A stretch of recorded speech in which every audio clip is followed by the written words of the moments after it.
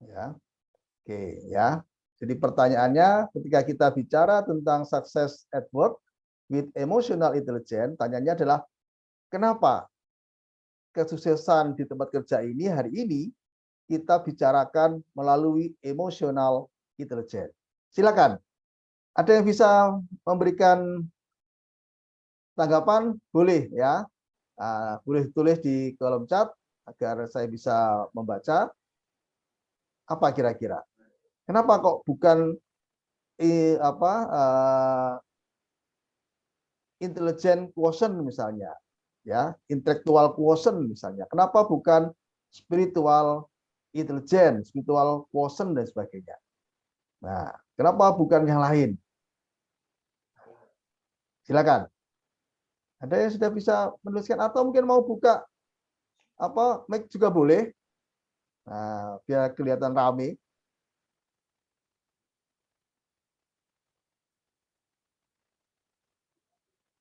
Apa kira-kira? Nah, boleh? Ada yang mau memberikan tanggapan kenapa ini? Apa pentingnya emotional intelligence? Ya, mungkin ada pengalaman di tempat kerja atau di lingkungan sekitar terkait dengan emotional intelligence. Boleh kita sharing sebelum kita mulai.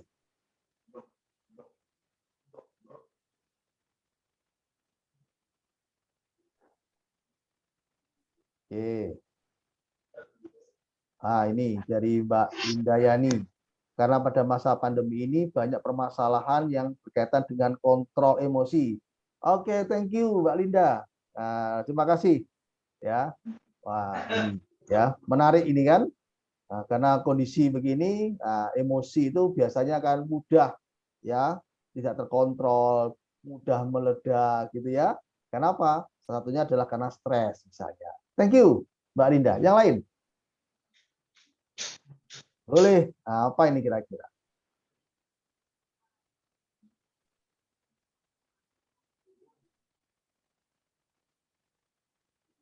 Ini Mbak, ini Putu Angga. Terima kasih. Karena selama kita bekerja, kita selalu berinteraksi dengan orang. Jadi perlu pengendalian diri. Terima kasih Mbak Putu Angga. Punya pengalaman kira-kira Mbak Putu Angga di tempat kerja terkait dengan pengendalian diri atau interaksi?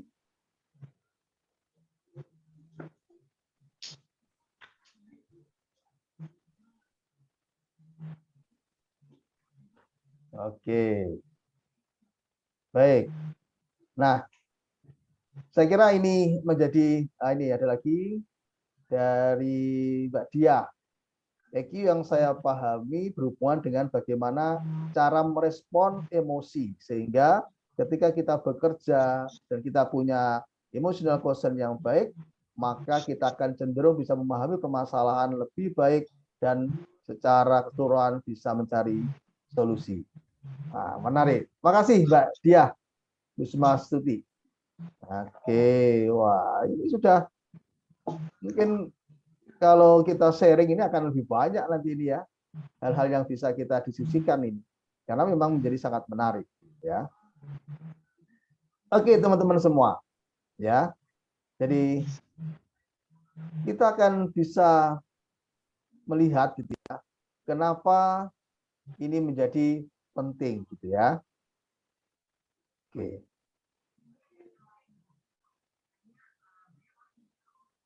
Baik. Sebelum kita bicara tentang emosional intelijen gitu ya, ada mungkin yang menyebutkan tadi emosional quotient gitu ya. Mari kita akan lihat apa sih sebetulnya emosi itu. Ya. Apa yang kalau kita selalu bicara emosi, emosional dan sebagainya gitu ya. Ada beberapa kalimat yang mungkin masih sering kita dengar gitu ya. Ada orang katakan kamu itu loh kalau meeting kerja itu jangan pakai emosi gitu ya. Nah, misalnya kita ada diskusi, kamu kok pakai emosi sih gitu ya. Teman-teman semua mungkin kalau kita bicara pada perspektif tertentu, mungkin emosi yang dimaksud jadi emosi yang negatif gitu ya. Tapi kita mengenal bahwa emosi itu bisa memiliki perspektif negatif, bisa positif. Nah, coba kita bayangkan kita ikut rapat gitu ya, kemudian yang menyampaikan atau membuka rapat itu tidak ada emosi sama sekali. Ya. Nah, misalnya Bapak Ibu, hari ini kita akan meeting. Bagaimana kita mulai ya? Intonasinya itu tidak ada, mungkin apa mimik ekspresinya juga tidak kelihatan, itu mungkin ya baru 5 menit dibuka sudah pada tidur itu kan. Nah, gitu. Nah, jadi ada benarnya ketika jangan pakai emosi, itu adalah emosi yang negatif ya. Marah, ya, sedih, ya, kemudian mungkin apa agresif dan sebagainya itu ya. Nah, tapi kita akan melihat bahwa ternyata memang dibutuhkan yang namanya emosi. Ya, bahkan emosi negatif suatu saat ya itu mungkin perlu kita ekspresikan, nampakkan pada case-case tertentu. Ya. Baik. Apa sih emosi itu? Ya, teman-teman semua, ya ini ada terkendalanya emosi dari Mbak Dami akan banyak menyelesaikan masalah, caranya perlu dikontrol. Makasih Mbak Dami. Ya, jadi pertama kalau kita bicara emosi itu adalah reaksi mental yang dilakukan secara sadar. Ya, jadi saya kasih warna merah secara sadar. Ya, nah jadi apakah ada reaksi mental yang tidak sadar? Ya, ada. Ya, artinya bahwa bukan berarti dia tidak bisa mengendalikan, itu beda lagi ya. Reaksi mental yang memang dilakukan oleh orang-orang yang memiliki keterbatasan di dalam cara berpikir gitu ya, yang dia nggak sadar tentang apa yang sedang dilakukan atau yang sedang diekspresikan, ya marah, takut dan sebagainya. Yang kedua adalah perasaan emosi adalah perasaan yang kuat atas pengalaman-pengalaman yang bersifat subjektif. Teman-teman semua, kenapa sih kok ada kata subjektif di dalam kita bicara emosi? Karena apa? Karena ini adalah reaksi. Ya, reaksi mental. Dan setiap orang akan bisa memberikan reaksi yang berbeda-beda pada sumber emosi atau stimulus yang sama. Ya, mungkin ya ada ketika misalnya di satu tempat kerja majikan atau atasannya itu marah misalnya. Kamu ini sudah diberitahu berkali-kali kok masih tidak mau berubah. Ya. Nah, marah gitu ya. Mungkin si A itu ya dia akan di dalam hatinya, pikirannya mungkin kok aku terus sih, kok saya terus sih yang dimarahin. Nah, mungkin ya dia merasa kok hanya saya ini yang dia marahin. Mungkin si B lain lagi. Ya. Mungkin si B akan mengatakan biasa atasan itu ya memang harus marah. Nanti akan berhenti sendiri misalnya begitu. Ya. Mungkin si C lain lagi. Ya.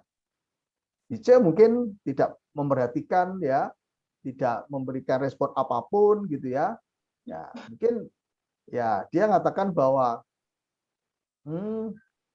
awas nanti kalau aku jadi majikan misalnya begitu ya. Atau mungkin yang lain malah bersyukur. Ya, alhamdulillah, terima kasih saya sudah mendapatkan masukan meskipun dengan cara dimarahin. Nah, ini memiliki makna bahwa reaksi-reaksi emosi ya itu bersifat subjektif. Ya, karena di sana ada namanya pengalaman. Oke. Jadi ada pengalaman-pengalaman yang setiap orang berbeda. Ya, di dalam satu teori itu emosi itu lebih banyak dibentuk oleh lingkungan, ya, keluarga atau orang tua. Dan ini merupakan dimensi dari yang namanya pengalaman hidup. Ya. Kemudian biasanya berhubungan dengan sebuah objek yang spesifik. Teman-teman semua, ini yang kemudian disebut sebagai sumber emosi.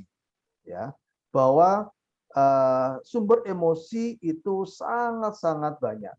Ya, dan setiap orang itu akan memilih ya akan bisa memilih bahwa ketika objek ini itu akan membuat saya marah. Ketika objek itu membuat saya tidak marah, biasa saja, dan sebagainya. Ya. Dan yang berikutnya adalah biasanya disertai dengan adanya perubahan fisiologis dan atau perilaku. Ya, jadi mungkin kalau bahasa kita itu misalnya mungkin kalau marah itu ya dengan menggertak ya dengan mungkin apa ucapannya yang menjadi intonasinya tinggi ya, secara fisiologis itu mungkin juga berubah warna kulitnya gitu ya, mungkin mukanya menjadi apa merah, matanya mungkin mendelik dan sebagainya ya. Nah, ini kalau kita bisa simpulkan dari apa itu emosi ya. Jadi kalau kita bisa lihat seperti ini ya.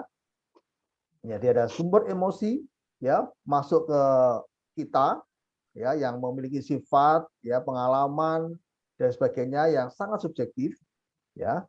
Nah, kemudian pikiran-pikiran ya perasaan ini muncul gitu ya yang akan bisa berbeda setiap orang ya dan akan melahirkan perubahan-perubahan fisiologis dan perilaku. Baik. Nah, ini kalau kita bicara tentang emosi. Nah, Daniel Goleman itu membagi 8 basic emosi gitu ya, yang berpasang-pasangan. Ya, inilah hebatnya Tuhan gitu ya. Ya, jadi tidak hanya ada siang dan malam gitu ya yang berpasangan, tapi di dalam sifat kita, emosi kita, Tuhan pun memberikan apa pasangannya. Nah, ini ya. Nah, marah itu ya berpasangan dengan takut. Orang yang hati-hati, memiliki antisipasi itu biasanya pasangan dengan orang yang gampang terkejut gitu ya. Nah, orang yang mungkin memiliki emosi sedih, nah, itu pasangannya adalah senang. Ya orang yang apa biasa apa dia suka berhubungan dengan orang lain, dipercaya ya. Nah, itu dengan orang yang tidak bisa dipercaya, gitu, ditolak dan sebagainya ya. Ini menurut Goleman yang memiliki buku Emotional Intelligence. Nah, teman-teman semua, ini data juga ya di dalam buku itu ya yang mengatakan bahwa setiap jam rata-rata kita itu memberikan 27 reaksi emosional. Ya. Nah, jadi kemudian artinya apa? Bahwa sehari itu ada 17 jam kita aktif ya. Kalau kita 24 jam, maka sisanya itu adalah kita istirahat. Ya. Nah, tidak ada reaksi emosi yang kita sadari lah. Gitu ya. Nah, sehingga kalau kita kalikan gitu ya, maka sehari kita itu punya pengalaman reaksi emosi itu 459. Teman-teman semua bisa bayangkan itu. Ya, seminggu berapa, setahun berapa, ya. Dan itu bisa di semua tempat. Ya. Bisa di tempat kerja, bisa di rumah gitu ya. Sehingga menjadi suatu hal yang harus kita pahami gitu ya, apa itu emosi dan kenapa kita harus punya emotional intelligence yang bagus ya. Kenapa? Karena ternyata setiap hari, setiap saat kita bisa memberikan reaksi-reaksi emosi. Nah, ya, makanya kemudian katakanlah ada orang yang jatuh sakit dan sebagainya itu ya, itu karena memang tidak mampu untuk mengelola gitu ya, mengelola dirinya, mengelola emosinya sehingga kemudian ada stres ya sampai mungkin depresi, stroke dan sebagainya. Ya, oleh karena itu kalau kita kelola dengan baik maka insya Allah kita akan bisa berprestasi baik itu di tempat kerja maupun di lingkungan masyarakat atau rumah tangga. Jadi orang yang mampu mengelola emosinya dengan baik akan bekerja lebih mudah dan lebih berprestasi sesuai dengan target dan tujuan hidupnya. Oke, nah teman-teman semua pernah lihat nih ya, ini seorang fotografer yang terkenal ya, namanya Kevin Charter, dan dia memenangkan sebuah award ya, Pulitzer Award ya. di mana dia mencoba untuk sering mengambil sisi kehidupan manusia, ya, yang kemudian dia pamerkan dan dia ikutkan di dalam satu perlombaan. Dan karyanya ini, ya, ada di daerah Afrika. Dia mencoba untuk memotret, ya, mengambil dokumen, ya, seorang anak yang kelaparan, kemudian di belakangnya itu adalah burung pemakan bangkai. Ada yang tahu ini? Ya, nanti bisa di googling ya tentang apa ini. Dan ini memenangkan, ya, Pulitzer Award, tapi 2 bulan setelah dia menerima award ini, dia ditemukan meninggal dunia dengan cara bunuh diri. Jadi dia ditemukan di jurang kalau salah, ya, dengan apa ini di apa ya, pickup, ya, di dalam pickup, ya, ditemukannya dia di pickup itu meninggal dunia. Jadi dia terjunkan pickupnya itu. Kira-kira kenapa, teman-teman semua? Ada yang tahu? Boleh, ya, open mic atau mungkin di kolom chat. Apa kasusnya ini? Kevin Charter. Jadi ada satu pertanyaan, gitu ya, yang kemudian membuat dia stres, depresi, yaitu ketika dia konferensi pers, gitu ya, terkait dengan karyanya ini. Ya, dia menjelaskan dengan sangat bangga tentang apa hasil jepretannya ini. Kemudian ada satu wartawan, ya, yang kemudian menanyakan ke Kevin ini, ya, kira-kira pertanyaannya adalah gambar yang kamu ambil ini sangat-sangat bagus, ya. Pertanyaanku adalah sekarang bagaimana nasib anak yang kamu foto itu, ya, saat ini? Apakah dia masih hidup? Nah, pertanyaan itulah yang kemudian membuat dia tidak bisa tidur, teman-teman semua, ya. Karena memang, ya, secara profesional tidak masalah dia mengambil gambar ini, tapi secara emosional ini adalah ada masalah di dalam dirinya. Kenapa? Karena dia, ya, bukannya menolong anak yang kelaparan ini, ya, karena jelas di belakangnya itu adalah ada burung pemakan bangkai, ya kan? Tapi justru dia mengambil dengan angle-angle yang bagus, yang kemudian dia memenangkan Pulitzer Award ini.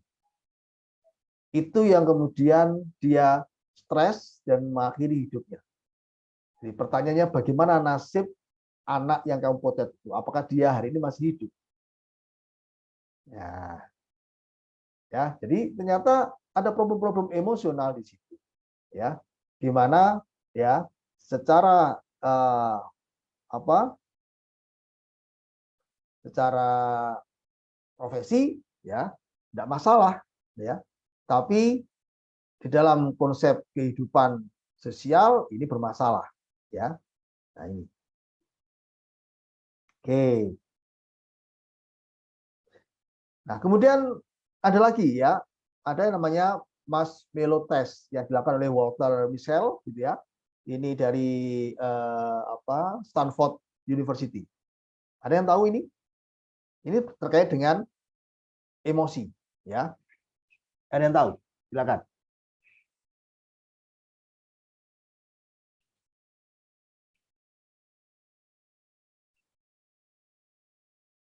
Oke, ya. Jadi ini adalah satu tes sederhana yang dilakukan oleh Walter Mischel, gitu ya. Dia ngasih marshmallow kepada anak-anak, ya, pada anak-anak, ya. Nah, dengan instruksi, ya, jadi anaknya itu disuruh duduk, kemudian dia dikasih marshmallow. Nah, instruksinya adalah kamu jangan kalau kamu bisa tidak makan marshmallow ini, ya, maka kamu akan mendapatkan satu lagi. Jadi dapat 2 dia, ya. Jadi ditaruh di depannya gini. Tapi kalau kamu mau makan silakan. Kamu tidak dapat hadiah gitu ya. Nah, jadi dari situ ya ada yang ngambil diciumin gitu ya, ada yang dijilat, ada yang langsung makan gitu ya. Nah, 10 tahun atau 12 tahun kemudian itu anak-anak yang ikut tes ini dilihat ya, dilihat hasil akademiknya ya, dilihat prestasinya ya.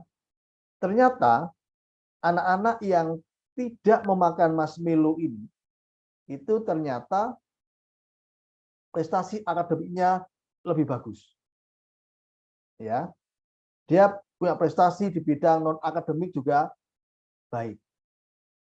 Ya, tapi anak-anak yang langsung memakan gitu ya, yang tidak tahan, tidak mampu mengendalikan keinginannya tadi, itu ternyata nilai akademiknya itu lebih rendah. Ya, nah ini membuktikan bahwa pengendalian diri itu ternyata memiliki pengaruh ya terhadap prestasi atau performance seseorang. Dan ini bisa dilatih, ya, bisa dilatih sejak dini, ya. Oke, nah, mari kita lihat apa itu emotional quotient, ya. Saya mengambil beberapa pengertian di sini, ada 3. Yang pertama adalah Salovich. Ini semua adalah mereka yang memiliki buku tentang emotional intelligence, ya. Nah, yang pertama adalah Salovich mengatakan ya bahwa emotional intelligence itu adalah kemampuan mengenali dan mengelola perasaan sendiri dan orang lain serta menggunakan perasaan tersebut untuk memadukan pikiran dan tindakan. Ya. Kemudian Daniel Goleman ya itu mengatakan bahwa kemampuan mengenali perasaan diri dan orang lain, memotivasi diri dan mengelola emosi baik diri sendiri maupun hubungannya dengan orang lain. Ya. Dan kemudian satu lembaga tentang emotional intelligence network 6 ya itu memberikan definisi kemampuan menggabungkan secara sadar pikiran, perasaan dan tindakan untuk bersahabat dengan diri sendiri dan orang lain untuk mendapatkan hasil yang positif. Nah, jadi sebetulnya tidak terlalu beda jauh ya dari definisi yang dimakan oleh para ahli tentang emosional intelijen ini. Nah, ini ya kenapa tadi kita bicarakan di awal ya emosional intelligence atau quotient ini mendapatkan perhatian yang lebih besar ya yang cukup banyak ya di kalangan perusahaan. Karena ternyata ya survei yang ditunjukkan di sini adalah bahwa keberhasilan itu hanya intellectual quotient atau intelligence quotient itu 20%, sementara emosional itu 80%. Ya. Kemudian 82% dari top performance gitu ya, itu mempunyai nilai emotional quotient yang tinggi. Ya. Nah, ini artinya apa? Bahwa memang memadukan itu suatu hal yang ideal ya, yang luar biasa. Tapi di dalam faktanya ya, orang-orang yang memiliki perbedaan perform ini justru karena adanya perbedaan pada kualitas emosional intelijennya, bukan pada intelektual quotient atau intelligent quotient-nya. Ya, jadi EQ membuat Anda mendapat panggilan, sedangkan emosional membuat Anda mendapatkan pekerjaan dan promosi. Ya, artinya bahwa mungkin pada waktu rekrutmen seleksi ya di awal mungkin rekrutmen atau rekruternya itu menggunakan ya indikator EQ ya, NEM, IPK dan sebagainya. Tapi ketika mulai wawancara, ketika mulai bekerja mulai melakukan pekerjaannya, maka kemudian emotional quotient itulah yang memiliki peran lebih banyak. Oke. Nah, begitu pula ya data-data yang lain, ya, ini juga apa terlihat ya bahwa bahwa top performer itu 127% itu lebih produktif, ya. Nah, kenapa?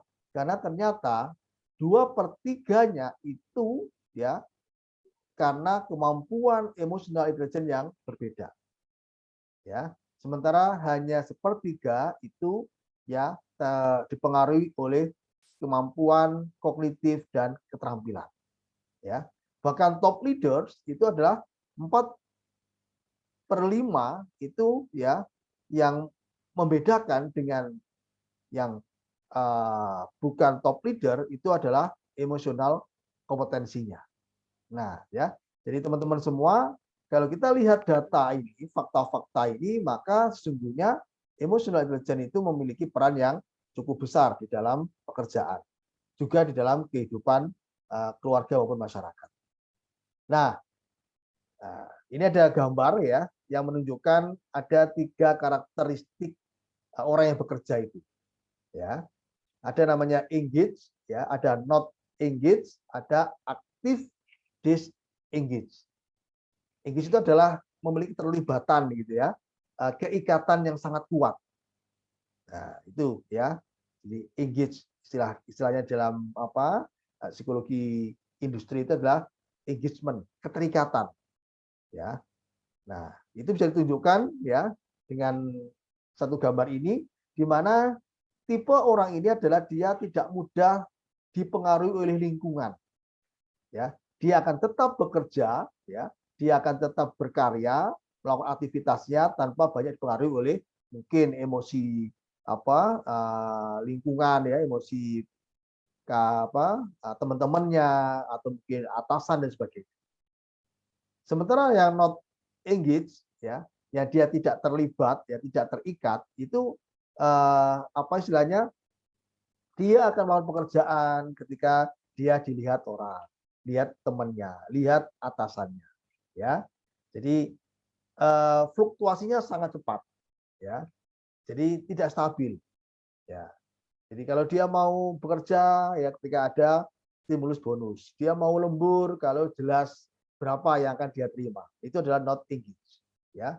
Nah, sementara yang berikutnya itulah active disengage, orang yang justru atau karyawan yang justru dia tidak memiliki keterikatan, ya, tapi ya dia justru malah melakukan pengerusakan atau perilaku-perilaku yang destruktif yang tidak mendukung, ya, merusak dan sebagainya. Nah, ini ya. Jadi mungkin dia memprovokasi orang, ya, mungkin melakukan tindakan pekerjaan yang tidak sesuai dengan job desk-nya dan sebagainya. Nah, ini ya. Nah, kira-kira siapa yang memiliki karakteristik emosi yang baik, ya, emosional intelligence yang tinggi? Tentunya adalah mereka-mereka yang engage, ya, orang yang terikat, yang terlibat di dalam pekerjaan atau perusahaannya.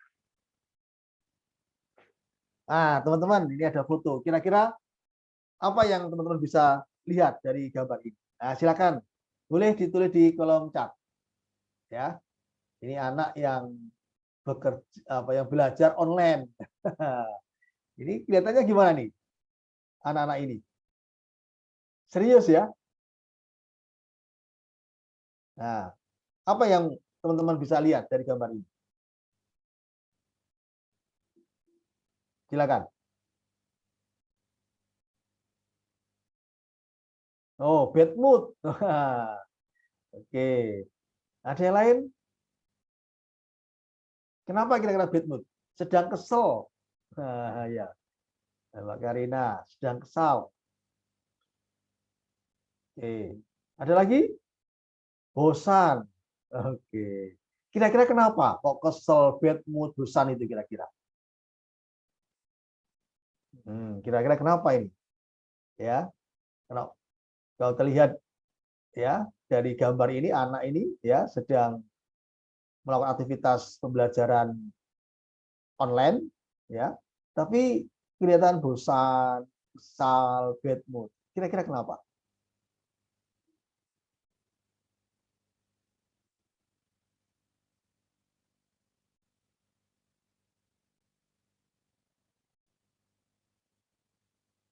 Apa ini? Badannya ada di depan laptop, tapi pikirannya tidak ikut serta belajar. Oke, makasih Mbak Asti. Ada yang lain?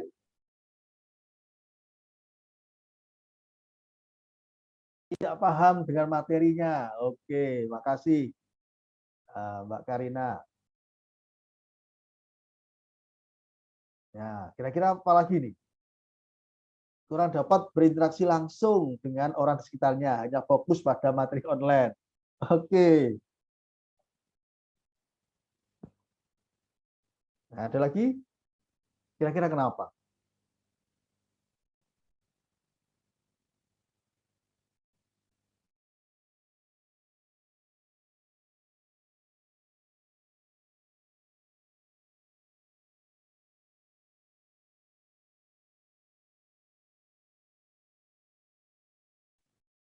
Oke, nah matanya lagi bad mood, capek kali. Oke, terima kasih. Baik, kita akan lihat kira-kira kenapa ini ya. Baik. Nah, ini jawabannya teman-teman semua.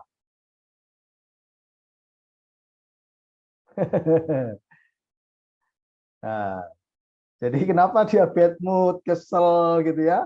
Karena ditungguin sama ibunya.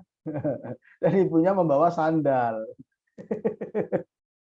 Ya, jenuh atau Mbak Elia gitu ya, kurang menyukai aktivitas tempat belajarnya. Ternyata kalau di dalam ya gambar ini itu karena di sampingnya itu ada ibunya yang ikut ngawasin dan tidak yang ngawasin, tapi membawa sandal. Jadi kalau dia salah lama menjawab gitu ya, maka sandal melayang. Kira-kira yang apa ikut hadir ini pernah melakukan, pernah mengalami atau gimana kira-kira ini? Nah, ya. Jadi ternyata dia penuh tekanan, ya kan? Nah, ini ya kalau kita lihat pada fase hari ini ya, kalau kita lihat pada pekerjaan, lingkungan ya, maka ini kan bagian daripada satu pengelolaan emosi ya. Nah, dan kadang-kadang kita cenderung untuk memperhatikan emosi kita ya, diri kita tanpa melihat kondisi orang lain. Nah, ya. Nah, itu contoh sederhana ya, bahwa kehidupan emosi kita ini luar biasa ya, sangat mempengaruhi dan bisa kita bayangkan bagaimana kehidupan kelak anak ini ya. Kalau misalnya selama ini daring, misalnya selama 2 tahun ya, kondisi ini akan terus dialami. Sama dengan ketika kita di pekerjaan ya. Jadi salah sedikit gitu ya, wah atasan itu sudah mulai ya, tidak hanya memperhatikan tapi sudah berdehem gitu ya, kemudian nanti dipanggil gitu ya dan sebagainya. Nah, ini ya teman-teman semua terkait dengan emosi. Baik. Nah, kemudian mari kita lihat kembali tentang emotional intelligence.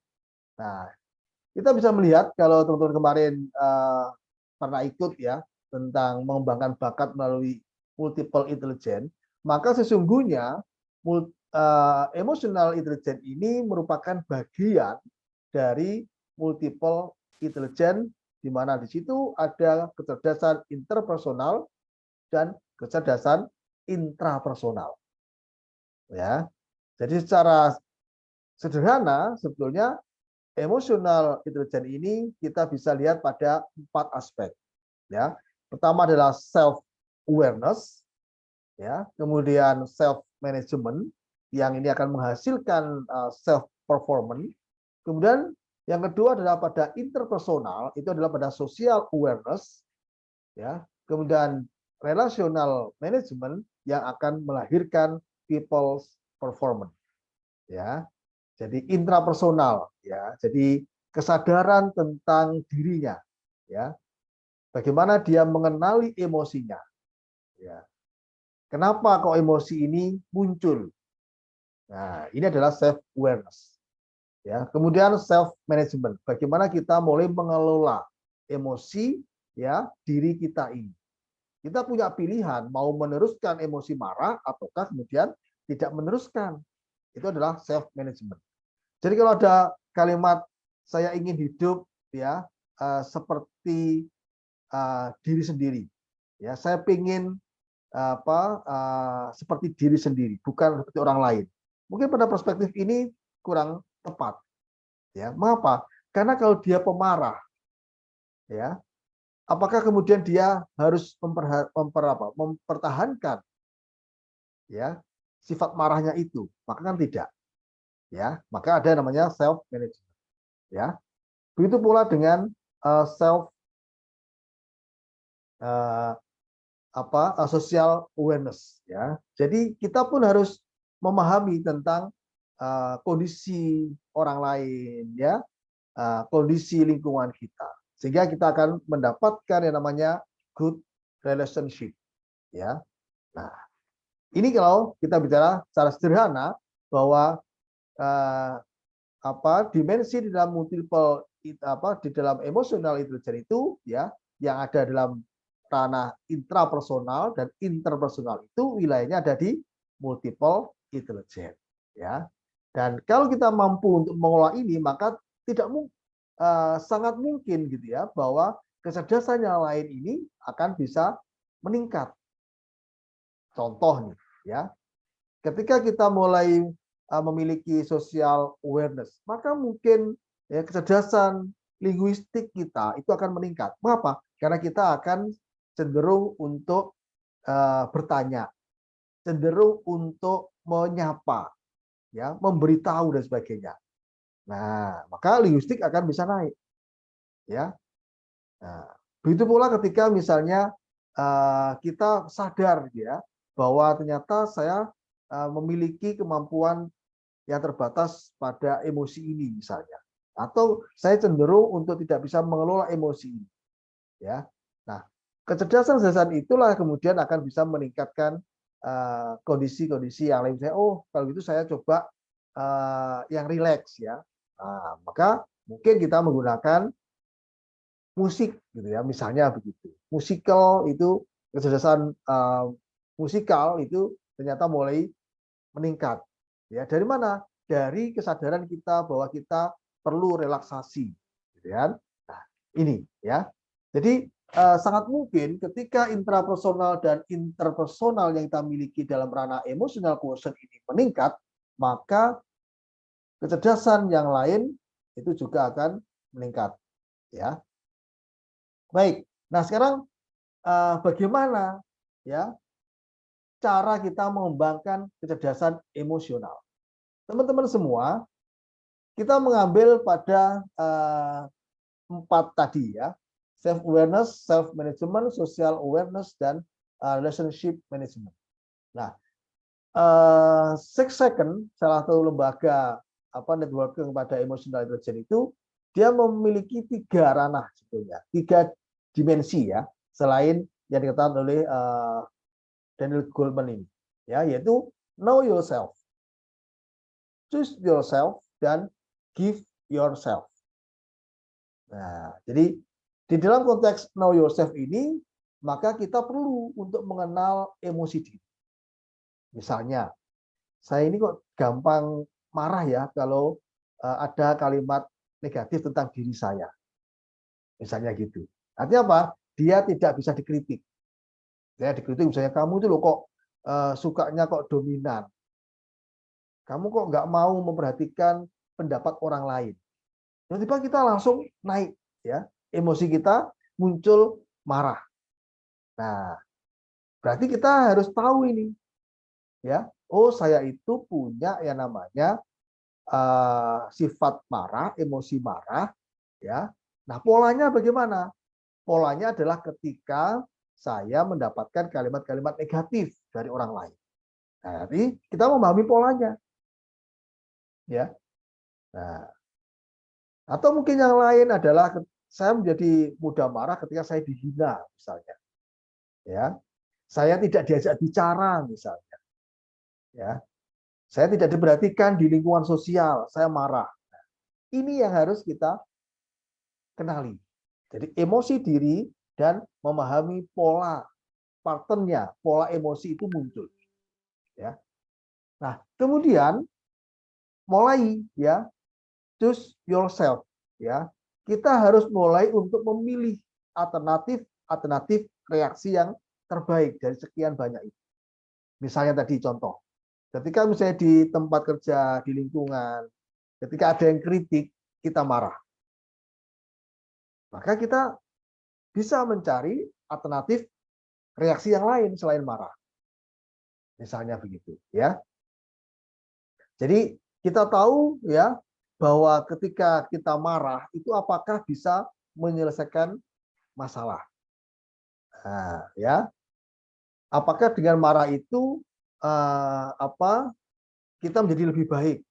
Nah, maka kita perlu memilih alternatif yang lain, ya, yang tentunya reaksi yang bisa lebih baik. Oh, mungkin saya diam dulu, ya.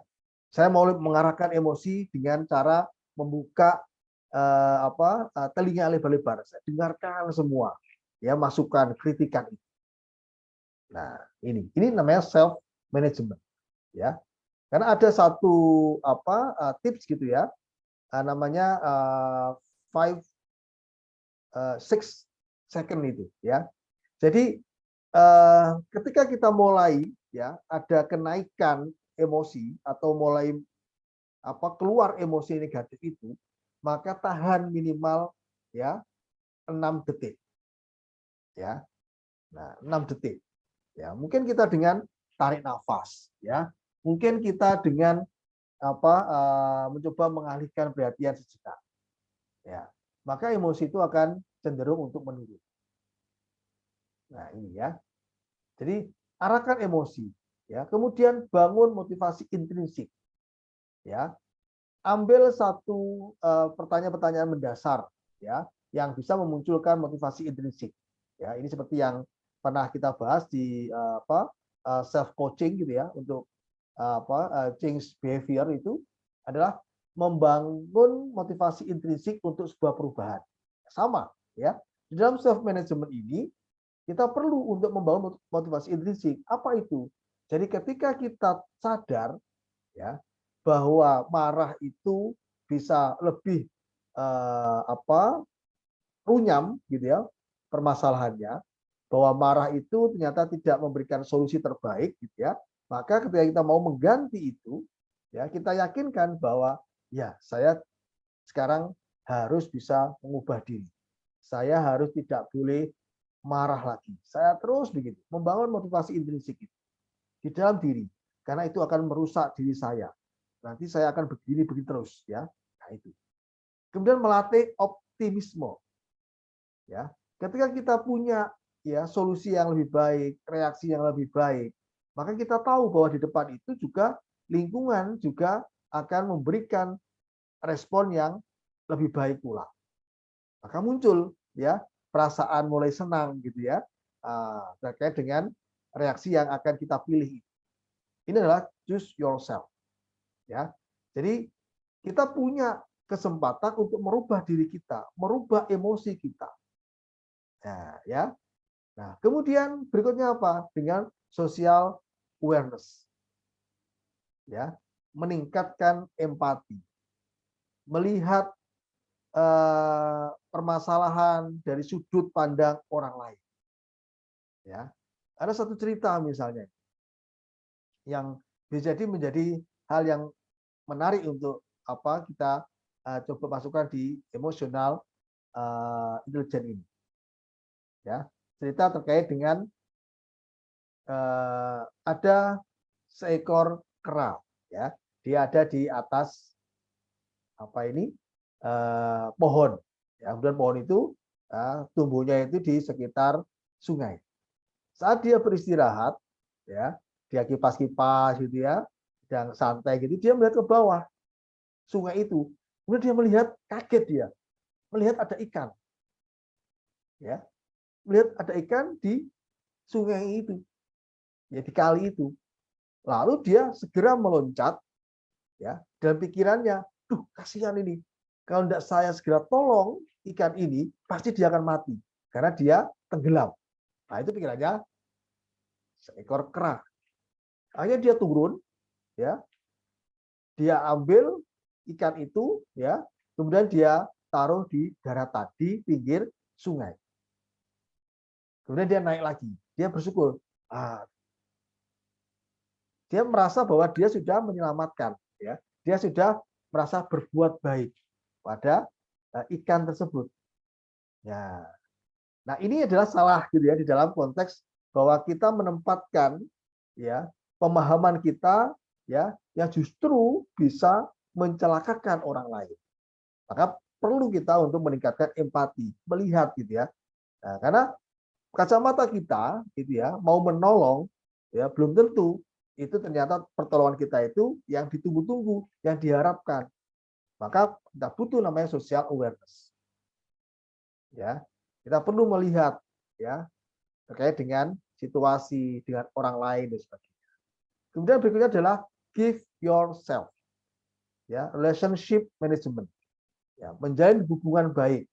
Ya, membangun kepemimpinan yang berdasar pada emotional intelligence. Ya.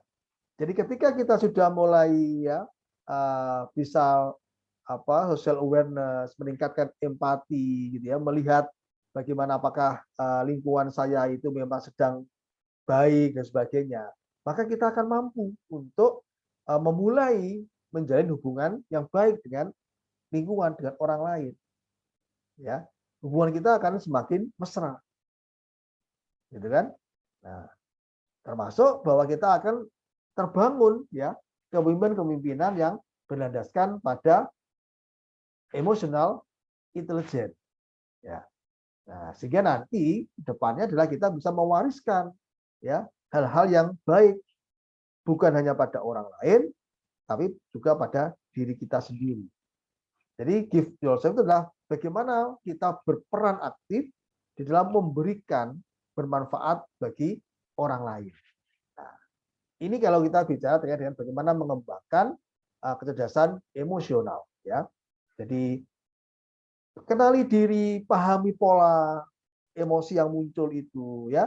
Kemudian kita punya kesempatan untuk memilih ya self management, memilih mengganti reaksi-reaksi tersebut dengan reaksi yang lebih baik ya. Kemudian kita bangun motivasi intrinsik ya bahwa kemampuan reaksi yang positif itulah yang akan membuat kita akan jauh lebih baik gitu ya. Kemudian kita meningkatkan empati ya, melihat pada mood sosial ya, kondisi sosial, kemudian kita membangun relasi. Nah, ini ya terkait dengan bagaimana mengembangkan kecerdasan emosi ya. Jadi ini bisa diterapkan di tempat kerja kita ya. Jadi apakah kita termasuk tipe orang yang gampang marah misalnya ya, gampang memiliki emosi negatif, menarik diri dan sebagainya. Nah, yuk kita kenali itu, pahami polanya, kapan itu muncul, apa stimulusnya, ya, sehingga nanti kita akan bisa untuk mengubah perilaku sifat atau emosi itu pada reaksi-reaksi yang lebih baik. Itu maka kalau di dalam diri kita sendiri sudah selesai, gitu ya, istilah saya, maka kita akan lebih mudah untuk keluar, ya. Hubungan kita akan lebih baik kalau dalam diri kita sudah selesai masalahnya. Itu kalau kita bicara terkait bagaimana mengembangkan kecerdasan emosional. Oke ya, ini penjelasan yang tadi yang bersama ya. Oke, nah ini ya terkait dengan bagaimana kita mengembangkan juga ya, kita bisa melalui kenali dan kelola dua hal itu ya, pada personal kompetensi maupun sosial kompetensi. Ya, jadi sadari kondisi emosi, pahami dampak perilaku kita, kemudian perhatikan bagaimana orang lain mempengaruhi emosi kita. Ya, bahasa kita itu punya tanggung jawab terhadap diri sendiri. Jangan sampai lingkungan orang lain itu mempengaruhi ya emosi atau stabilitas diri kita. Karena ketika mereka mampu mempengaruhi kita, maksudnya mereka tidak bertanggung jawab terhadap dampak yang akan terjadi pada diri kita. Kan kita bisa rugi besar gitu kan, membiarkan orang lain mempengaruhi emosi kita, diri kita, sementara dampaknya itu kita sendiri yang akan menanggung. Nah, misalnya nih, ada atasan kita yang marah. Wah, kita ikut marah, lebih marah lagi. Artinya apa? Stimulus yang diberikan oleh atasan ini mempengaruhi emosi kita. Nah, ketika misalnya kita makin marah, kemudian kita memutuskan untuk hengkang dari tempat kerja, resign gitu ya, keluar. Nah, apakah atasan tadi yang memberikan stimulus itu akan bertanggung jawab terhadap kehidupan kita selanjutnya? Kan tidak. Rugi kan kita. Nah, jadi jangan biarkan orang lain, emosi orang lain, lingkungan itu mempengaruhi emosi kita. Itu kenali, ya. Nah, cara yang lain gimana untuk sosial kompetensi? Lihat, sering-seringlah melihat suasana di sekeliling kita. Beri perhatian terhadap sesama, gitu ya. Care, dengarkan perkataan orang itu secara seksama pula, ya, secara real, gitu ya. Nah, karena seringkali kadang-kadang dalam mendengarkan perkataan orang itu sebelum dia selesai melanjutkan perkataan kita sudah punya jawabannya, ya, kita sudah punya arahnya, padahal belum tentu. Nah, itu sesungguhnya kita tidak sedang mendengarkan mereka bicara, ya. Nah, ini seringkali terjadi itu. Maka ya ini yang harus kita kenal, ya. Baru kita kelola, ya, menjaga emosi dan dorongan yang mengganggu. Apa saja emosi yang mengganggu itu, ya. Dorongan-dorongan apa saja yang akan mengganggu harus kita kelola, ya. Kemudian sesuaikan dengan nilai-nilai yang kita miliki, ya. Nilai baik. Oh, ternyata marah itu begini. Oh, kalau saya sedih berlebihan itu begini. Oh, kalau saya itu misalnya takut itu akan begini, ya. Kemudian tangani perubahan itu secara fleksibel. Karena bisa jadi kita ingin melakukan perubahan, tapi lingkungan itu memang tidak stabil untuk membantu perubahan kita. Nah, maka mungkin kita perlu fleksibilitas itu, ya. Jadi tidak apa misalnya terlalu memaksakan diri untuk berubah pada saat itu, tapi kita perlu ada fleksibilitas, ya, karena lingkungan itu tidak pada kendali kita, ya. Yang bisa kita kendalikan adalah diri kita sendiri. Kemudian kejar tujuan dan kesempatan meskipun ada rintangan, ada komitmen, ya, di dalam melakukan perubahan-perubahan. Nah, sehingga kita nanti akan, ya, sosial kompetisi akan muncul.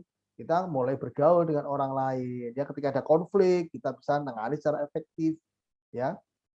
Ketika kita menyampaikan sesuatu kita sampaikan dengan jelas, ya, ide-ide kita, informasi itu agar tidak terjadi miskomunikasi, mispersepsi, gitu ya. Kemudian kembangkan empati untuk mengelola interaksi secara efektif.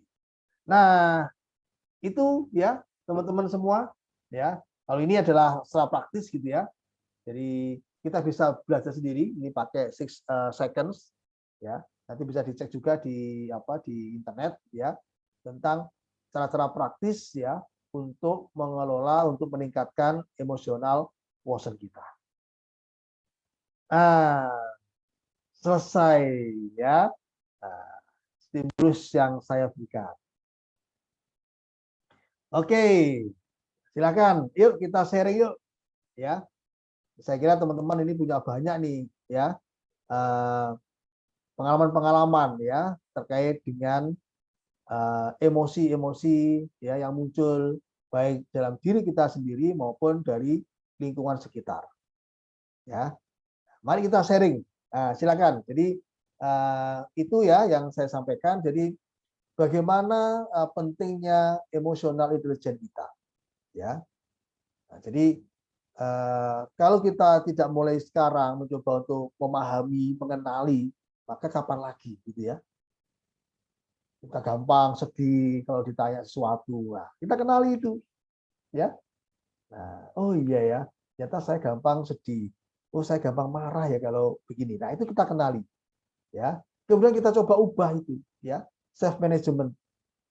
Kalau ada orang bilang kamu ini loh kok, maaf misalnya kasar gitu ya, kamu kok bodoh misalnya, kamu kok susah diajarin, ya. Mungkin ya kalau misalnya anak yang kita gituin gimana rasanya, kalau kita digituin gimana rasanya gitu. Mungkin orang lain akan dalam hatinya, ya dia akan apa istilahnya gerudel gitu ya, orang Jawa itu ya. Dia akan punya apa pikiran yang lain itu, ya. Nah ini, silakan, yuk. Adakah yang sudah di kolom chat yang akan berbagi pengalaman, sharing? Nah, ini ada pertanyaan dari Mbak Niputu Angga. Kalau orang tuanya suka marah-marah, cepat emosi, emosi negatif ya maksudnya, apakah menurun pada anak-anak? Nah, jadi teman-teman semua, emosi itu berkembangnya itu adalah memang dari lingkungan. Ya. Maka kalau ini terjadi malah ada modeling. Ya. Nah, jadi menurunnya itu bukan genetik sebetulnya. Pada konsep ini adalah karena anak melihat, mendengar ya apa yang dilakukan oleh orang lain atau oleh orang tuanya. Nah, jadi ini akan ditiru ya. Jadi menurunnya itu adalah karena imitasi, tiruan.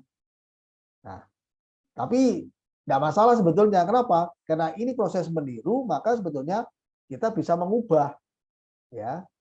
Ada proses perubahan ya. Nah, merubah dari mana? Ya, tentunya pertama dari lingkungan ya.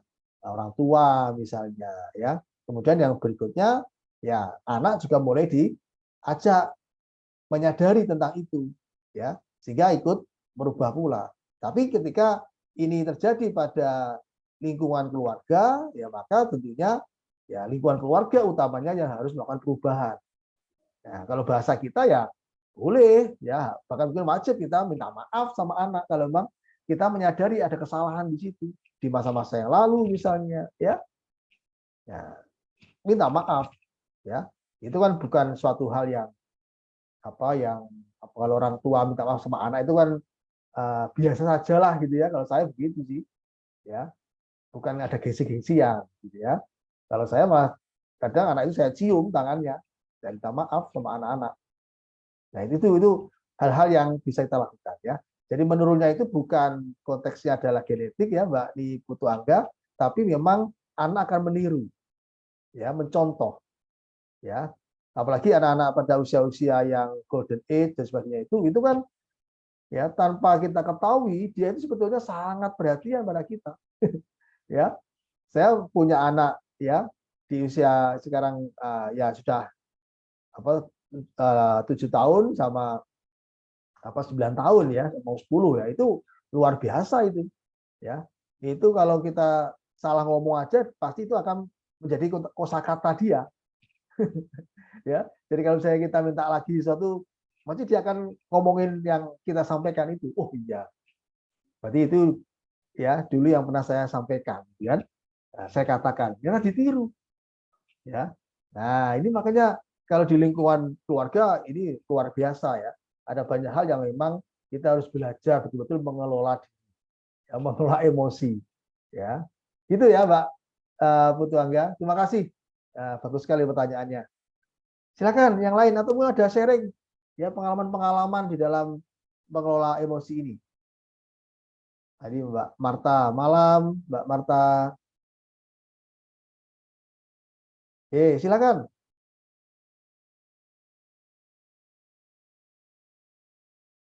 Nah, kita sharing aja ya. Jadi saya kira ada banyak sebetulnya hal-hal yang terjadi di lingkungan kita ya, di lingkungan keluarga atau di di kantor misalnya kalau kita bekerja ya. Karena memang interaksi sosial itu akan memantik ya munculnya emosi-emosi ya yang kita miliki ya. Disadari atau tidak kadang-kadang loh kok tiba-tiba saya kok jadi marah ya sama dia. Nah, misalnya begitu ya. Kenapa ya?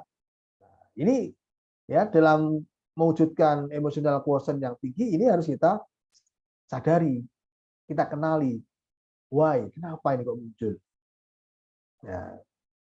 Jadi karena kadang-kadang stimulus yang sama dilakukan oleh yang berbeda, itu mungkin muncul reaksi juga berbeda.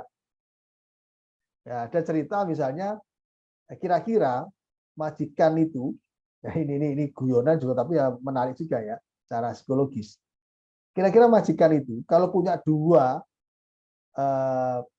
pembantu rumah tangga, ya. Satunya maaf cantik, satunya kurang cantik. Kemudian sama-sama memecahkan barang kesukaannya majikan, barang yang berharga misalnya.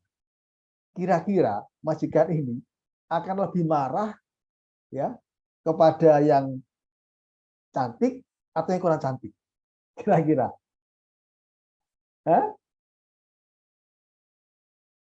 Bisa ditebak sebetulnya, ya kan? Kemungkinan besar majikan itu akan lebih mudah marah kepada yang kurang cantik. Nah, itulah ya hal-hal yang kadang-kadang sesuatu yang sepele gitu ya, yang sederhana, tapi menarik itu. Oh iya ya, ternyata emosi itu juga dipengaruhi oleh stimulus ya di luar dirinya yang ketika stimulus itu membuat dia senang ya, nah itu akan berbeda lagi nanti ya reaksi emosi yang muncul. Oke, nah ini ada Mas Abid ya. Bagaimana rilis emosi negatif, misal anak usia dini 5 tahun yang dimarahi ibunya, atau merasa tidak lagi disayang, lalu dia menjadi sedih. Nah, ini ya, ada pertanyaan ini ya dari Mas Abid mungkin ya.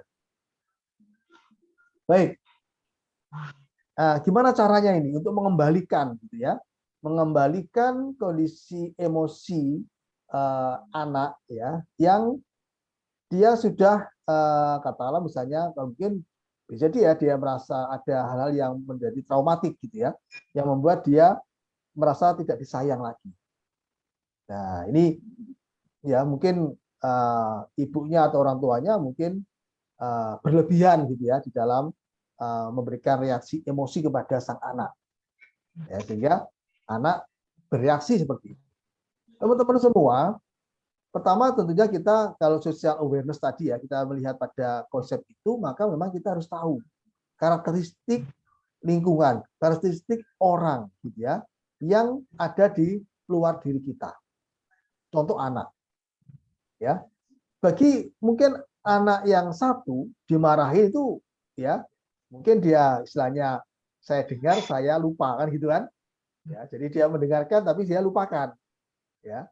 Tapi mungkin ada karakteristik anak yang ketika dia mendapatkan reaksi negatif itu masuk di hati gitu ya.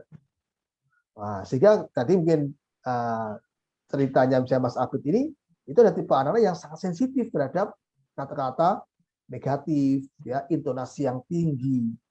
Maka ketika mungkin ibunya sebetulnya ya mengatakan hal yang biasa, ya itu membuat dirinya atau anak ini merasa saya nggak disayang lagi, saya kok dimarah-marahin terus gitu ya.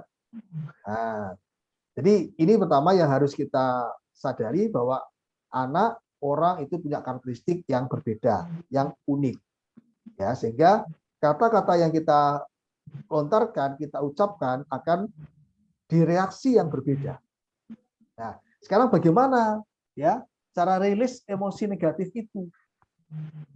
Nah, teman-teman semua, ya, pertama ketika kita sudah tahu karakteristiknya itu, ya, maka komunikasi menjadi poin penting, ya.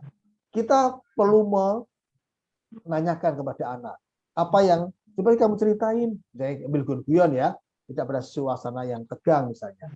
Nah, oh kamu merasa nggak disayang toh sama ibumu sekarang, gitu kan? Iya, ibu saya tuh sekarang begini, gitu kan? Oke, dia suruh mengungkapkan gitu ya, mengekspresikan. Nah, ketika biasanya orang-orang anak-anak yang seperti ini dia mulai bisa mengekspresikan, itu biasanya dia akan mulai gitu ya, dia akan mampu ya untuk membuka ya, membuka keran-keran emosi negatif tadi. Ya, kalau bahasa kita akan plong lah gitu ya. Nah, oke. Nah, ketika dia sudah mulai menyampaikan itu, maka kemudian ya kita ajak bicara gitu ya. Nah, ini kalau kita konsepnya adalah komunikasi ya, komunikasi personal gitu ya. Kita ajak bicara gitu ya. bahwa ternyata ibu itu begini ya. Nah, akan sangat enak sebetulnya yang melakukan ini adalah orang-orang yang mungkin kalau dia misalnya tidak mau ketemu dengan ibunya, mungkin ya jelas bukan ibunya yang perlu menyampaikan ini, ya, orang yang dekat sama dia. Tapi kalau kemudian dia masih bisa menerima ibunya, maka ibunya yang bisa untuk menyampaikan itu. Pertama adalah minta maaf, ya, minta maaf. Jadi kata-kata positif ke anak itu akan mudah gitu ya, masuk kepada nilai-nilai dia. Ya, maaf ya kalau ibu kemarin salah ucap ya, bukan maksud itu dan sebagainya ya. Ini akan lebih mudah kalau kemudian ibu menyampaikan jika masih anak bisa menerima. Tapi kalau anak nggak bisa menerima, maka orang yang dekat ya dekat dengan anak itu yang perlu menyampaikan. Ya, nah buat suasana yang nyaman ketika bicara itu. Ya, tapi kalau memang memungkinkan ya kita bisa aja ya lebih rileks gitu ya, rileks. Itu kalau konteksnya adalah komunikasi ya. Tapi kalau misalnya kita punya terapi-terapi khusus gitu ya, itu kalau kemudian saya pernah belajar namanya CTC ya. Jadi kreatif trauma cleansing. Nah, itu kalau anak nggak bisa ngomong ya, artinya dia susah untuk diajak bicara, itu kalau yang teknik yang saya pelajari sangat mudah, simpel, itu adalah dengan ditepuk-tepuk sini, ya, ditepuk-tepuk bagian antara rahang ini dengan leher ini, karena di situ menurut fisiologis itu adalah ketika orang emosi itu akan ada perubahan urat-urat saraf di sekitar situ yang tegang, baik itu emosi positif maupun negatif. Maka itu perlu direnggangkan ya dengan ditepuk-tepuk begini. Ya, ada banyak kasus yang bisa lebih cepat ya rilisnya, sembuhnya dengan teknik ini. Nanti teman-teman bisa cek ya, CTC ya. Jadi kreatif trauma cleansing ya, itu yang menemukan adalah Pak Jumala. Udah saya pernah ikut sertifikasinya di Surabaya ya, sudah cukup lama itu. Nah, itu dengan cara itu. Jadi untuk menghilangkan emosi-emosi negatif ketika memang anak tidak mampu untuk menyampaikan emosi-emosinya atau mengungkapkan emosinya. Itu sementara ya Mas, tapi ini ada beberapa ini yang masuk. Oke, dari Mbak Zakia. Apa yang harus kita lakukan di saat kita tanpa kita sadari sudah terpengaruh dengan emosi orang lain? Nah, tanpa kita sadari sudah terpengaruh dengan emosi orang lain. Nah, ya, kalau bahasa sederhananya itu adalah kalau orang Jawa itu kumpulono wong kang soleh. Bergaulat dengan orang-orang baik, bergaulat dengan orang-orang yang memiliki emosi positif. Artinya apa? Kadang-kadang kita membutuhkan orang lain untuk memberikan kesadaran tentang diri kita, tentang apa yang sudah kita lakukan. Ya. Nah, jadi berarti kalau dalam konsep ini kesadaran kita gampang terpengaruh itu menandakan bahwa memang kita tipe orang yang lebih mudah dipengaruhi oleh emosi orang lain. Nah, kan itu ya. Nah, ini harus kita sadari ya, kita kenali itu. Ya. Pada pola yang bagaimana kita itu mudah terpengaruh. Ya. Nah, ini yang harus kita lihat juga polanya kayak apa ya. Nah, sehingga kalau misalnya kita sudah mulai sadar itu ya kita harus benar-benar bisa mengendalikan ya, self management harus kita kelola dengan baik. Ya, kalau kita sudah sadar, oh ya, saya itu gampang terpengaruh kalau begini-begini ya. Oh, pada kondisi saya lemes, lemah, capek, gitu kan? Saya gampang terpengaruh emosi saya begitu ya. Nah, ini harus kita kelola ya, self management kita. Ya, sehingga nanti ketika misalnya itu akan muncul lagi, kita akan lebih mudah mengendalikan emosi kita, mengendalikan diri kita. Ya. Nah, kalau sudah terlanjur gimana? Ya, memang kita harus kembali gitu ya. Jadi kalau kita mulai terpengaruh gitu ya, ya kita sadari, oh iya ya, ternyata saya tadi itu terpengaruh emosi saya ya. Kalau orang Islam ya istighfar, gitu ya. Mungkin minta maaf pada diri sendiri, pada orang lain, gitu ya. Nah, kalau misalnya itu bisa merugikan orang lain, misalnya, ya. Itu Mbak Zakiah. Baik, dari Mbak Elia. Wah, ini sudah jam berapa ini? Oh, jam 9 ya. Oke, banyak sekali nih. Makasih teman-teman.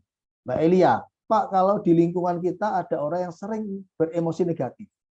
Karena kita terpengaruh sama emosi dia. Jadi ya kita juga ikutan terpancing ya emosi negatif. Nah, tipsnya bagaimana agar kita tetap bisa stay memanage emosi kita. Nah, ini hampir sama tadi ya dengan Mbak Zakiah ya. Jadi kita memang tidak bisa mengendalikan lingkungan secara secara utuh gitu ya. Kita mampunya adalah mengendalikan diri sendiri, mengendalikan emosi kita ya. Maka ketika kita tahu bahwa lingkungan ini seringkali memicu reaksi-reaksi negatif, ya akan jauh lebih enak kemudian kalau kita mulai mencoba untuk memberikan jarak, ya bukan jarak jarak fisik ya, karena itu mungkin orang-orang sekitar kita, tapi jarak-jarak psikologis, jarak-jarak emosi. Mungkin kita nggak terlalu sering terlibat di dalam pembicaraan yang bisa memancing emosi kita.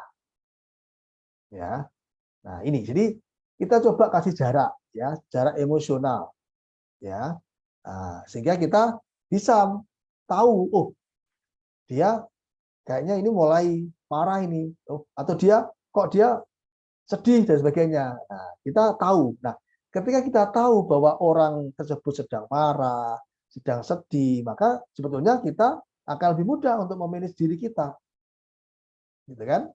Nah, jadi itu adalah bagian daripada social awareness, ya. Kita mengetahui orang lain, ya, moodnya kayak apa, emosinya kayak apa, sehingga kita tahu apa yang harus kita lakukan dengan mood atau emosi itu, ya. Jadi paling tidak menurut saya adalah jaga jarak emosi, jarak psikologis dulu, ya. Caranya adalah tidak terlalu terlibat di dalam pembicaraan yang bisa memancing emosi, ya. Kemudian yang berikutnya mungkin kita perlu sering melihat, ya, mengobserv gitu ya, observasi, melihat ya perubahan-perubahan orang-orang di sekeliling kita, ya. Jadi istilahnya kita kasih batasan gitu ya antara emosi kita dengan apa yang kita pikirkan, yang kita lihat itu, ya. Nah, misalnya kita, kok dia begini ya, nah, kok dia sedang begini ya, kok dia, nah, hal-hal itu akan membuat kita akan bisa ya memiliki kesempatan untuk tidak terpengaruh pada apa yang sedang terjadi, ya, emosi negatif yang sedang dimunculkan oleh orang lain. Nah, itu bagi ada dua itu Mbak Elia ya. Jadi kita bisa mulai menjaga jarak itu gitu ya. Kemudian kita mulai sering memperhatikan gitu ya, melihat perubahan-perubahan ya dari fisik, perubahan dari perilaku gitu ya, atau fisiologisnya gitu ya dari orang-orang itu, sehingga kita akan bisa memanage ya emosi kita agar tidak terpengaruh. Jadi kesadaran social awareness itu menjadi hal penting untuk kita self management. Oke, kemudian berikutnya Marta ya. Gimana kita mengalahkan pikiran negatif dari diri sendiri yang berakhirnya adalah keluar jadi emosi negatif. Pertama tentunya kita perlu melihat sumbernya ya. Ini Mbak Marta atau Mas Marta? Mbak Marta ya. Kita mungkin perlu tahu sumbernya ya, sumber dari pikiran-pikiran itu muncul kenapa ya? Mengapa kok bisa muncul? Nah, ini saya kira perlu ya kita gali gitu ya. Kapan pikiran itu menjadi muncul? Ya. Nah, karena kalau tidak ya kita tidak bisa lebih jauh untuk membantu ya mengalahkan pikiran-pikiran itu. Jadi kita harus dari sumbernya dulu ya. Nah, karena pasti ada stimulasi entah itu saat itu juga ya atau mungkin masa lalu ya yang membuat kita berpikiran negatif tentang diri kita. Ya, misalnya bahwa saya ini nggak mampu, ya, saya ini orangnya nggak punya uang dan sebagainya. Sehingga Emosi negatif yang muncul sedih, ya, atau bisa perilaku menarik diri dari orang lain, ya, dan sebagainya. Ya, jadi kenapa pikiran itu muncul? Oh, ternyata begini. Oh, ternyata dulu memang saya punya kasus dulu itu adalah dia minder gitu ya. Dia menilai dirinya betul-betul rendah, negatif gitu ya. Nah, setelah kita ajak ngomong gitu ya, ternyata dia punya pengalaman-pengalaman bahwa lingkungannya itu sangat dominan gitu ya. Dia tidak diberi kesempatan untuk mengembangkan diri, bergaul dan sebagainya. Ya, setiap dia melakukan sesuatu dia diproteksi dan sebagainya. Akhirnya dia minder. Ya, dia berpikiran saya tidak mampu, saya tidak bisa, saya begini-begini gitu ya. Nah, sehingga itu yang membuat dia gampang marah, emosinya gampang banget meledak. Ya. Nah, entah itu dia marah dengan agresif gitu ya, atau kemudian dia menarik diri ya dari lingkungan, diam dan sebagainya. Jadi gampang sekali. Nah, sehingga kita harus tahu dulu ini, Mbak Marta, tentang penyebabnya apa ini. Ya, pikiran itu muncul ya. Sehingga nanti kita bisa mengelola itu ya menjadi emosi-emosi yang positif. Oke, Mbak Karina, bagaimana cara mengendalikan diri untuk tidak melampiaskan kemarahan pada pasangan yang tidak bisa diungkapkan karena sifat pasangan yang pemarah ke anak? Oke, Mbak Karina, ini sharing yang luar biasa pada malam hari ini.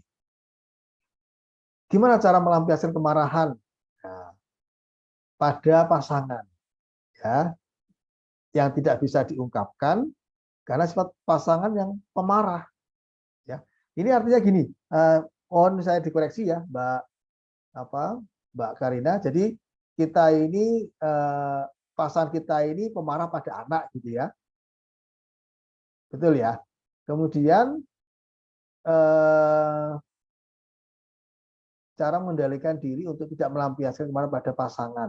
Nah, kita ini ingin bisa tahu caranya mengendalikan diri gitu ya, agar tidak melampiaskan kemarahan pada pasangan gitu ya. Nah, berarti ini sumbernya adalah pasangan ini sangat pemarah pada anak. Betul begitu ya?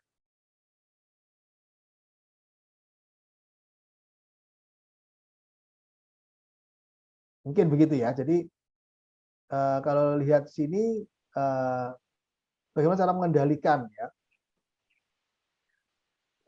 Teman-teman semua, seperti yang tadi sempat saya singgung sedikit ya, bahwa kita perlu tahu ya, kira-kira kalau kita itu melampiaskan kemarahan, kita punya emosi negatif, apa sih dampak yang akan muncul? Baik itu dampak yang terkait dengan orang lain maupun diri kita. Nah, saya kira kalau kita mulai tahu tentang dampak yang akan terjadi saat kita melampiaskan emosi negatif, maka itu bisa menjadi pencegah yang pertama. Ya.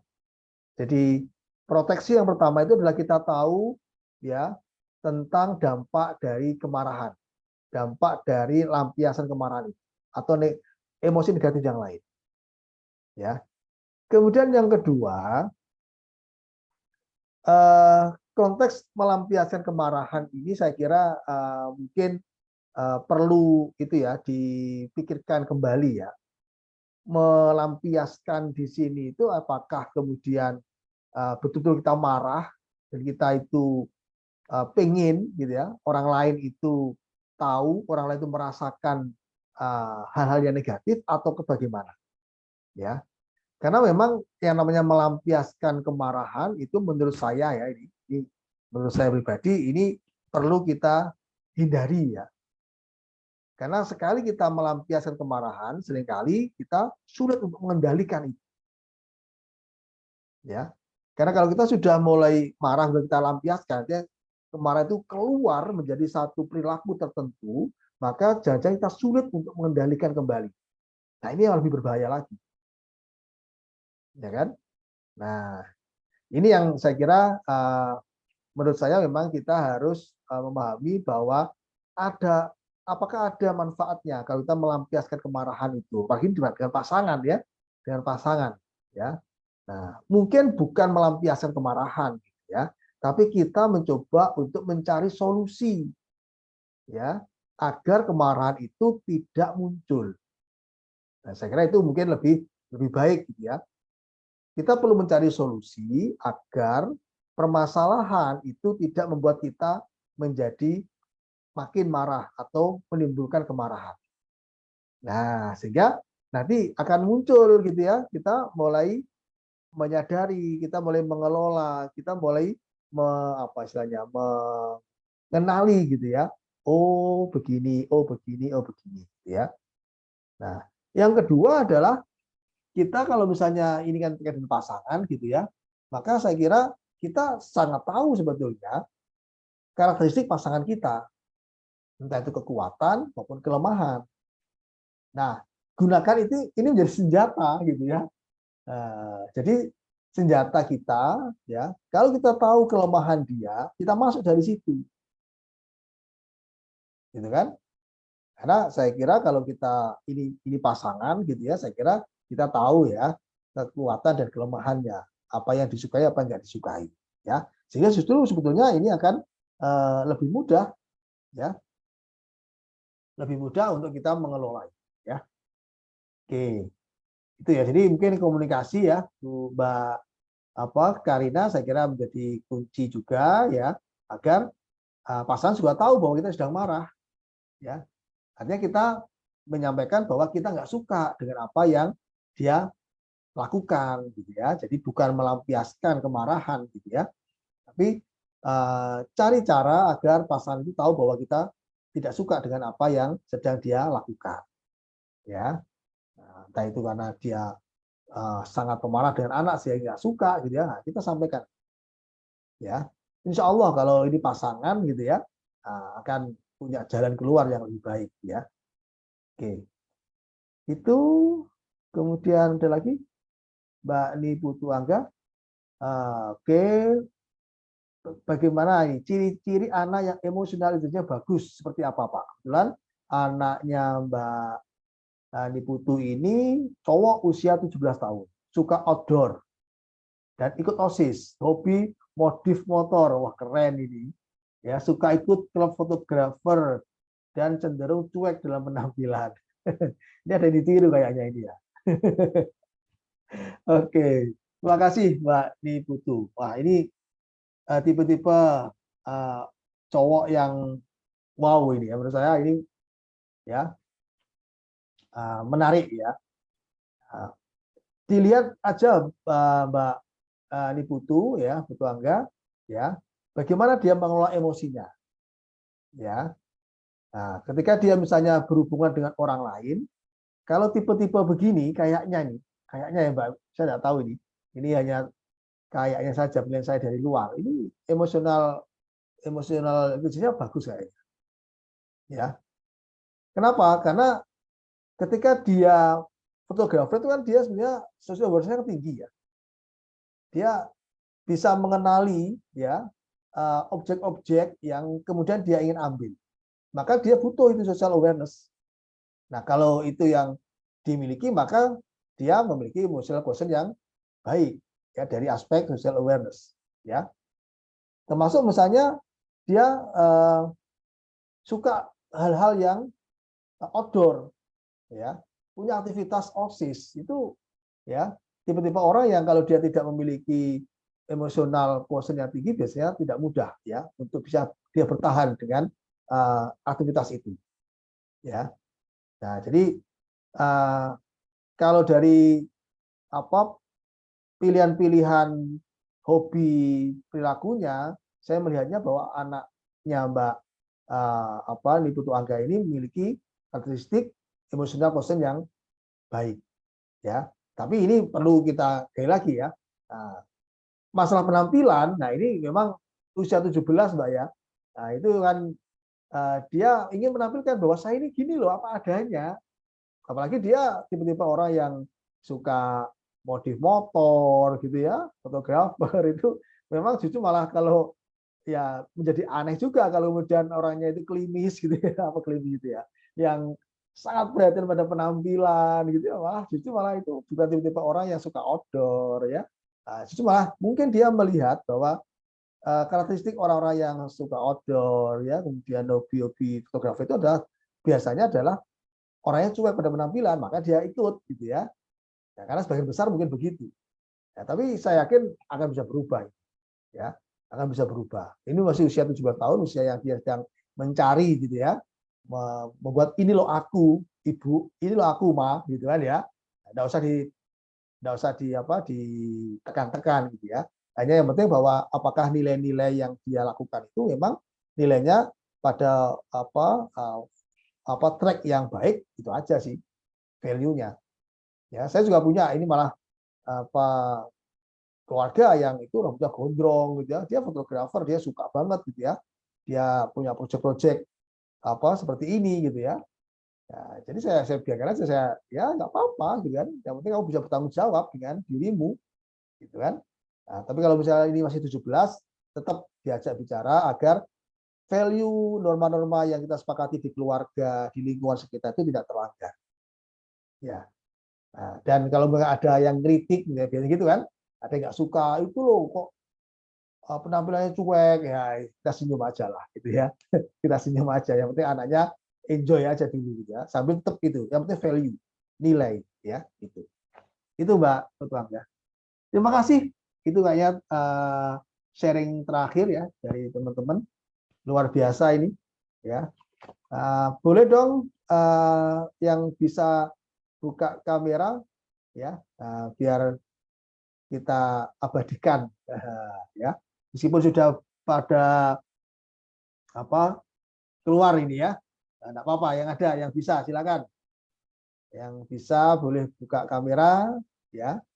Nah, terima kasih, masih ada Mbak Niputu, luar biasa dari awal sampai akhir, tidak pernah off cam. Oh, sorry, ini Mas Marta. Mohon maaf Mas Marta. Jadi saya kira maaf. Ya, memang ini kalau repotnya kalau nggak ada on cam itu memang kita nggak tahu. Ya, maaf. Oke, silakan.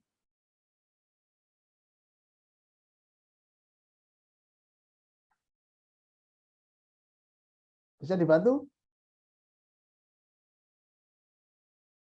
Oke, sudah. Oke, baik. Sudah semua ini? Sudah nggak ada lagi yang on cam? Oke. Baik, 1, 2, 3. Oke. Lagi, 1, 2, 3. Oke. Baik. Terima kasih semuanya teman-teman ya yang sudah bergabung di webinar pada malam hari ini. Ya, insya Allah kita akan ketemu lagi 2 minggu lagi ya, di minggu malam. Tapi jangan lupa hari Kamis tanggal 17 kita akan ketemu di parenting session yang sangat menarik bahasanya tentang bagaimana menyembuhkan luka batin pada anak. Ya. Nah, ini menarik gitu ya, akan dipandu oleh nanti Bu Ani dan Mas Murdok nanti yang akan menyampaikan paparannya. Ya. Baik, terima kasih semuanya teman-teman. Luar biasa, Mbak Niputu Angga, salam buat keluarga. Sama si cowoknya, keren itu, saya suka itu. Model-model cowok begitu.